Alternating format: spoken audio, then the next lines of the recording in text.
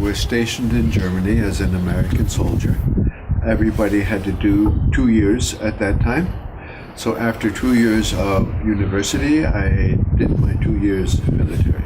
Then after 1 year, I was on vacation, passing through Garmisch. I had not seen the mountains before, the Alps, in the evening at the beginning of May, and it was raining and dark, very bad weather in May.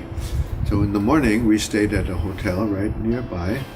I opened the curtains and I see this beautiful mountain range with fresh snow, very green on the bottom. I told my friends, I said, I've never seen anything this beautiful. I'm going to stay another day to look at check Garmisch-Partenkirchen. All right, so I proceeded to look for a bicycle to rent to see the valley. And another fellow was also looking for a bicycle. I see we're walking through the streets and I see some bicycles out in the yard. I go in to ask if he can rent bicycles. I'm going in, with a very low ceiling, very dark, and my wife was coming out. And we had to go sideways to pass one another. It was very tight. She looked up, I looked down, and I thought, very nice, of course. But she continued going out. Luckily, this other fellow was there. She asked if we need help. Americans, obviously. So I come out. Luckily, he was there. I come out. So she asked, she told us where we can find a bicycle. So, all right. And I said, are you British? Are you English? She spoke very British. No, I'm an English teacher here in Garmisch. All right. Goodbye. Have a nice time. So we proceeded to get the bicycles. I went riding around the valley and loving it very much, but I had her on my mind the whole time. I hope I can see her. I would like to see her again. But of course not, by chance I didn't see her. So in the evening I decided to stay another day and look for her.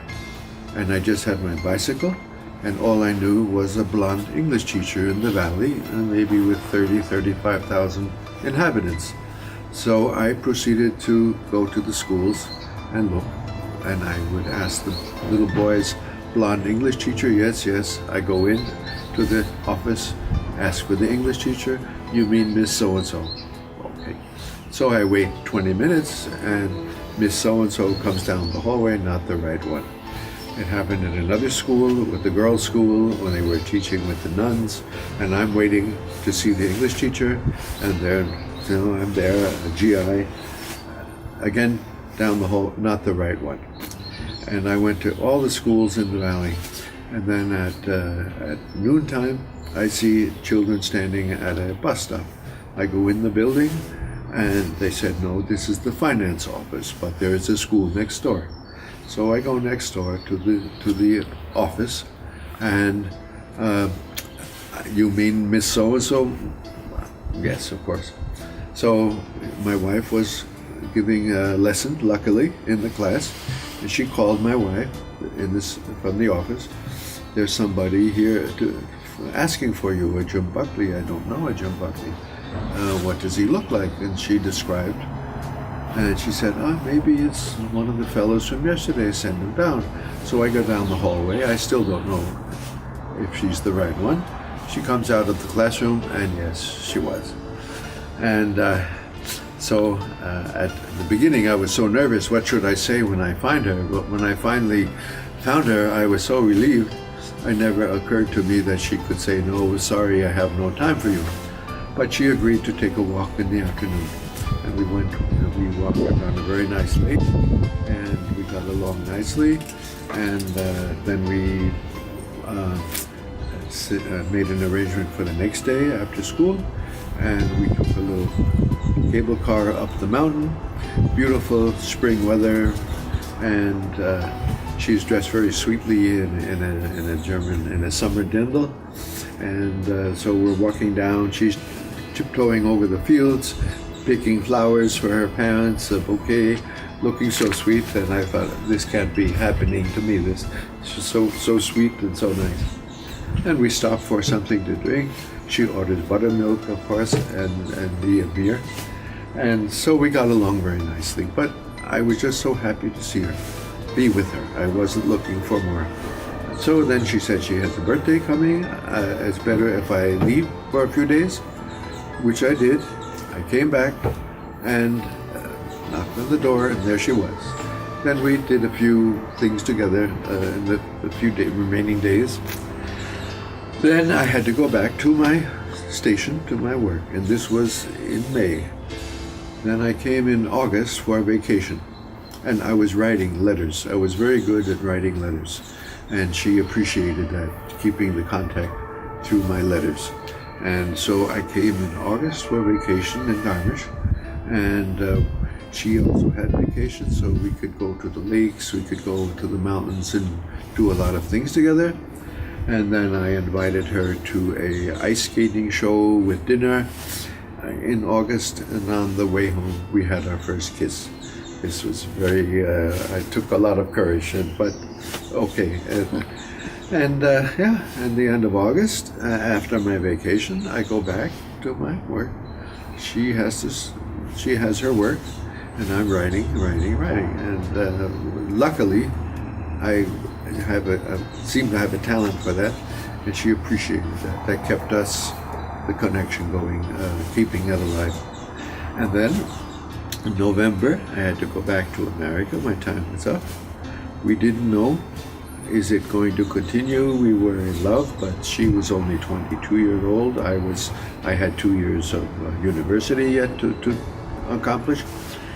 So, but writing. And she wanted to come the next summer to, she did. She came the next summer to the United States to work as a summer job during her vacation. And we worked as a summer job in a big hotel on the coastline, on the Atlantic. So she had 6 weeks, part-time job, not full-time. And I working full-time, of course, saving money. And she loved it very much. And the employees lived separately, the men and the women, but that wasn't the issue. That was we had a wonderful summer together. And she goes back in September.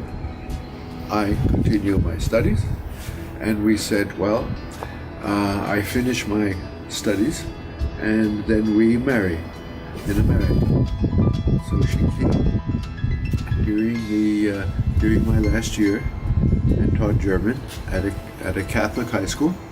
Also worked in the office, and she was living with a woman from the parish. And I was doing my studies, part-time work, saving money.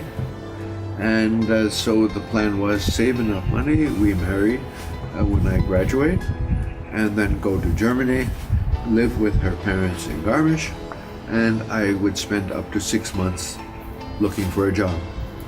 And my German was quite good, but whether it was sufficient for a job, who knows. So we had the summer, then after we married in the end of June, we worked again in the hotel that summer, saved money, and we planned to go to Germany, live with her parents, and spend up to 6 months looking for a job for me. And then if it didn't find a job, we go back to America, I work there, and we come to Germany as soon as possible. So, okay, we married. As a matter of fact, very interesting, my brother was an Augustinian priest. He performed the ceremony for us. I have a very big family in America, and my wife is an only child, and her parents were older, so they didn't come. So we had a big family wedding, and then my wife, we booked the trip to Europe, and my wife found a booking with the Italian line. Cabin class, just a little more than tourists in the others, and it was a 15-day trip. And we had in September a big bon voyage in New York Harbor with the confetti and the band and everything, and a big party in the cabin. And things were much easier those days. Now it's probably not. And then, okay, we take off, and it's a 15-day trip, and with the music and everything. A 15-day trip, and at every stop you can do sightseeing. So I just tell you quickly, overnight to Boston, okay, very nice. Then to the Azores, very nice, a bus tour Azores. Then to Lisbon, we walked through the old city in Lisbon. Then to Gibraltar, just a stopover. Then to Palermo, going along the African coast, Atlas Mountains, very beautiful. And then Palermo to Naples with a tour to Pompeii. This is 1961. And then we go down to Greece and to Patras. And then we finish the trip in Venice. Her parents met us in Venice. We have a picture with us arriving in Venice at the hotel in a gondola with 14 pieces of luggage. It was quite unusual. So, but on the ship, we met several people, and we met a German couple, and he was a owner of a factory in Germany, and during the trip he asked me if I would consider working for him. So I arrive in Europe with a job, and here I was planning on looking up to 6 months. So and I was with that company. 2 weeks later I started working for them as an American for a middle-sized German company, very unusual. And but it worked out, and I was with that company 4.5 years. And then I came to another company here in Garmisch, where we live.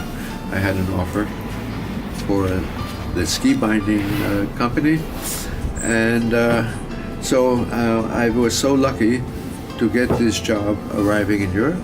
I was so lucky to meet my wife. It's just a very frightening to think how things could have come out differently. Meeting my wife was just a matter of a minute or seconds that we could meet, and finding her, but I was very perseverant to find her, and so I was so I've been so lucky, and that's the basis of the story. Yes. Before everything was very normal and routine. The development, university 2 years, then military 2 years, then maybe it would have been probably a very normal life in America, and I don't know whether I would have been able to come to Germany if I hadn't met my wife. Whether I would have done it, I don't know. So it's just we had such a rich life together, a wonderful life, 4 children, 9 grandchildren, and we were married almost 50 years. We were 6 months short of 50 years, but of course we knew before it's not going to. But so I was. It's frightening how fortunate, how much luck I had. Sometimes it feels strange to me. What would my life be if I didn't have so much luck? Because I don't feel I have that much abilities to have a real particular kind of life. It would have been, I don't know, but this was so very special. And it's a little strange for me now, 6 years after my wife passed away. I'm living here in paradise. I'm here because of her, and she's not here. So sometimes it's a little funny feeling. I don't get depressed about it, but somehow I think, oh, well, this is not the way it should be.